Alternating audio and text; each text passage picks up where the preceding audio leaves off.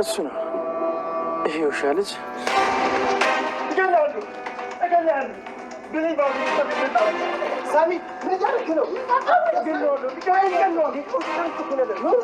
ምንም ከሰል ብሎ ነገር የለም። እሱን አውቆ ያደረገው አንተ ነህ። ይሄን ያደረገው አውቄያለሁ። ሳሚ ምን እያደረክ ነው? ተረጋጋ እንጂ ዳግም። ለምን አታምነኝም? እሱ እኮ ነው የመረዛት። እወድሻለሁ ስላልክ ብቻ ትወዳታለህ ማለት ነው? አንተ ቢሆንስ የመረዝካት? ጥፋትን ለመሸፋፈን እኔ ላይ የመሰከርክ ቢሆንስ? ስለ ጮክ ብቻ ቆይ አንተ ትክክል ነህ ማለት ነው እንዴ? እውነቱን እኮ ነው። ብሌን እሺ በማለቷ ተናዶ እሱ አድርጎት ቢሆንስ? ሳሚ እንደሆነ ከዚህ በፊትም ነፍሰ ገዳይ ነው። አሁንም ታዲያ ተስፋ ሲቆርጥ ሊገድላት ሞክሮ ሊሆን ይችላል እኮ። አንላቀቅም። በዚህ አይበቃም። እሺ ልጁ እውነቱን እኮ ነው። ሳሚ አድርጎት ቢሆንስ? ለምንድን ነው ከሌሎቹ ተለይቶ በራክት የሚያደርገው? ቆይ ለምን ዶክመንቶችን ለባህሉ አልሰጠውም? ከዛ በቃ ወደ ቤት ይመልሰኛል። ደግሞ ከዚህ በከረጋ ህይወት አይሻልም? ሲጀመር እኮ ጥሩነት ከኔ ጋር በጭራሽ አይሄድም።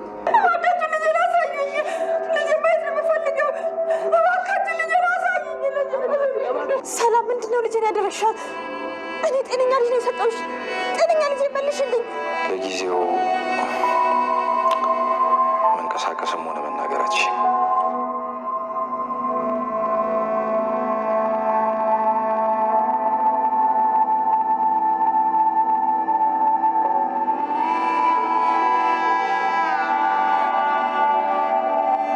ድጋሚ ቆመሽ አይሻለሁ። እኔ ያለሁልሽ ደግሞ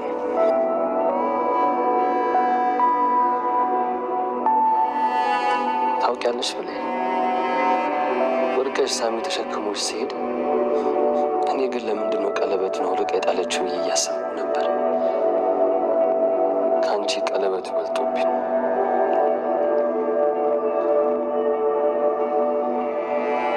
ይኸው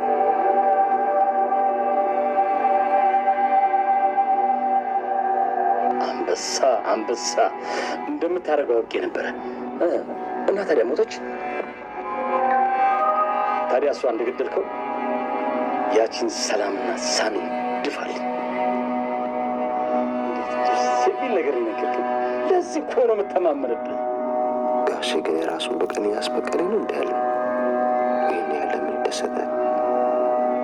ለምን ነው መጠቀም ያደረገኝ? ለጊዜው ፓራላይዝ ሆናለች። መናገር ራሷ አትችልም። እውነት በጣም ነው ደስ ያለኝ።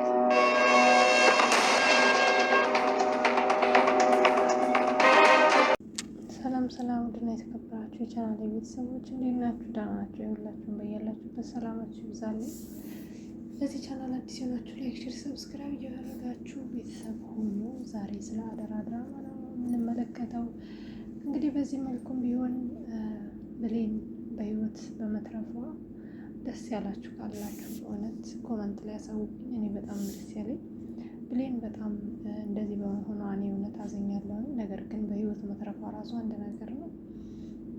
እንግዲህ ሳሚ በጣም ለረጅም ጊዜ ሲጠራጠር እንዲሁ ብቻውን ሲያወራ የነበረበት ነገር ነው የደረሰው። እንዳያችሁት ከአሁን በፊት ጆን እዚህ ቤት የመጣው እኛ ላይ የሆነ አደጋ ለማድረስ ነው ወይንም ደግሞ ወይዘሮ ሰላምን ወይንም ብሌንን የሆነ ነገር ለማድረግ ነው የመጣው እያለ በተደጋጋሚ ጊዜ ለወይዘሮ ሰላም ሲነግራት በጣም ብዙ የማያሳምኑ ነገሮች እንዳሉት ለወይዘሮ ሰላም ሲነግራት ቢቆይም ግን ወይዘሮ ሰላም ዳግም ማነው ሳሚን አስጠንቅቀዋለች ማለት ነው ከአሁን በፊት። ከዚህ በኋላ በጣም የተለያዩ መፈተሻዎች ቢያስቀምጥበትም ግን ያው ጆ ሊወድቅ አልቻለም። በፈተናዎቹ ሊወድቅ ስላልቻለ እንግዲህ ሳሚን በትንሽ ፐርሰንትም ቢሆን ጆን እያመነው ወጥቶ ነበረ። በተለይ ደግሞ ከአሁን በፊት ከባይሉ ጋር ሲገናኙ የነበሩበት ጊዜ ላይ በስልክ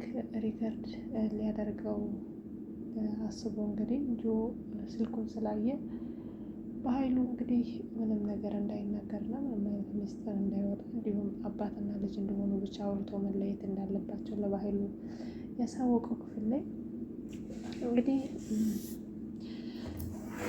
ሳሚ እውነትም ይሄ ልጅ የባህሉ ልጅ ሊሆን ይችላል በማለት እንግዲህ ወደ ማመኑ ላይ እየደረሰ ነበረ።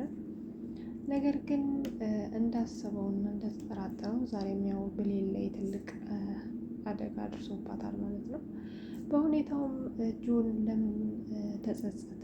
የብሌን እንደዚህ መሆን ለምን አጸጸተው? እንግዲህ ብሌን ከመረዛት በኋላ ወደ ሐኪም ቤት እንኳን ይዘዋት ሲሄዱ ተመስገን ብሌን ተርፋለች ማለት ነው እያለ ደግሞም ለምንድን ነው ግን ቆይ እሷ እንደዚህ በመሆኗ እና በመትረፏ ደስ ያለኝ ልገላት እኮ ፈልጋለሁ ግን በመትረፏ ለምንድን ነው ደስ ያለኝ እያለ እንግዲህ ራሱን ሲያወዛግብ ተመልክተናል።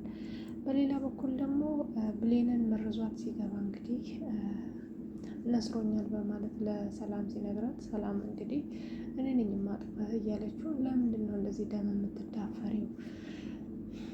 እኔ ጋር መጥፎ በሽታ ቢኖርስ ይላታል። ያለብህ እንዴ ስትለው አይ የለብኝም ነገሩን ነው የምልሽ ይላታል። ቢኖርብህም እኮ አንተ ስጋዬ ነህ ደሜ ነህ፣ ስለዚህ አንተ በሽታ አለብህ ብዬ እኔ አንተን ከማገዝ ወደኋላ አልልም። ልጄ ነህ አንተ ምንም ቢኖርብህ እንኳን አንተን ከማጠብ ወደኋላ አልልም እያለች እየተንሰፈሰፈች ሲያት እንግዲህ እውነት እች ሴትዮ የኔም ቤተሰቦች ገላለች፣ እውነት ሴትዮ ሰው የመግደል ልብ አላት ወይ? እውነት ሴትዮ ያን ያህል ጨካኝ ነች ወይስ ደግሞ በኃይሉ የራሱን በቀልለት እያደረገ ያለው የሆነ ልክ ያልሆነ ነገርም አለ በማለት እንግዲህ ክላሱን ሄዶ በጣም እየተጸጸተና የሆነ እሱ ያልገባው ነገር እንዳለ ብቻውን ሲመለከት አይተናል ማለት ነው። እንግዲህ በሌላ በኩል ብሌን ተመርዛ እንግዲህ ዳግም ሳሚ ተሸክሟት ወደ መኪና ይዟት ሲሄድ ጣቷ ላይ ማታ ዳግም ያደረገላት ቀለበት አልነበረም። ዳግምም እንግዲህ እንዴት ቀለበቱን ተጥለዋለች፣ እንዴት አውጥታ ተጥለዋለች እያለ እንግዲህ ብቻውን እያወራ ነበረ። በእውነት ዳግም በጣም ነው ያበዛው ማለት ነው። በጣም ትልቅ ስህተት ነው የሰራው። ምክንያቱም ብሌን እንደዛ ሆና እያያት ገና ለገና ቀለበት የለም ብሎ ማሰቡ በጣም ትልቅ ራስ ወዳድነት ብዬ ነው የማስበው። በሌላ በኩል እንግዲህ ብሌን በአሁኑ ሰዓት ያው መናገርም ሆነ መንቀሳቀስ አትችልም። ቢሆንም ግን ይህንን ነገር በማድረጉ በጣም እየተጸጸተ ነው ያለው ሳሚ ማለት ነው። ምክንያቱም እንግዲህ እሱ በእርግጥ እንደምትድን ተነግሮታል። ቢሆንም ግን እንደዚህ ያደረገውንም ሰው በደንብ አውቋል ማለት ነው። እንዳያችሁት ይህንን ነገር ማንም ሊያደርገው አይችልም። ምክንያቱም እኔ ከውጭ ስመለስ እሱ ከብሌን ክላስ ሲሄድ ሲመለስ አይቼዋለሁ። ይህንን ነገር ሊያደርግ የሚችለው ጆ ነው፣ ሌላ ሰው ማንም አያደርገውም በማለት እንግዲህ ብቻውን እያወራ ተመልክተነዋል። እንግዲህ ሳሚ በአሁኑ ሰዓት ላይ ሁሉም ነገር እንግዲህ ይፋ ወጥቶ አይቶታል። ምክንያቱም በስነ ስርዓት ጆ ከዛ ክላስ ሲወጣ እሱን ተከትሎ ወደ ብሌን ክላስ ሄዶ ቢሆን ምናልባትም ብሌን ይሄን ያህል አደጋ ላይ ደርስባት ይችል ነበረ። በሌላ በኩል ደግሞ እንግዲህ የከሰል ጭስ ነው ብለን እንዳንደመድም ዶክተሩ እንዳለውም ሌላ ባዕድ የሆነ እንዲሁም ደግሞ አሲድ ነገር ከሰሉ ላይ እንደተደረገ እና እሱን በጣም ለረጅም ጊዜ እንደሳበችው ነው የተናገረው ማለት ነው። ሳሚም እንግዲህ ብሌን ክላስ ሲገባ ከሰል ማንደጃው አፍ ላይ እንግዲህ የሆነ ዱቄት የሚመስል ነገር ተመልክቷል። ይሄንንም እንግዲህ ለሰላም እየነገራት ነበረ ማለት ነው። እንግዲህ በሌላ በኩል ደግሞ ቃል ናት ማለት ነው። ቃል እንግዲህ በአሁኑ ሰዓት ወይዘሮ ገነት ቤት መቀመጥ ሲኦል ነው። ከዚህ በኋላ እኔ አልቀመጥም ደክሞኛል፣ ለምንድን ነው ለባህል ነግሬ ወደዛ ቤት አልመለሰው እያለች ነው።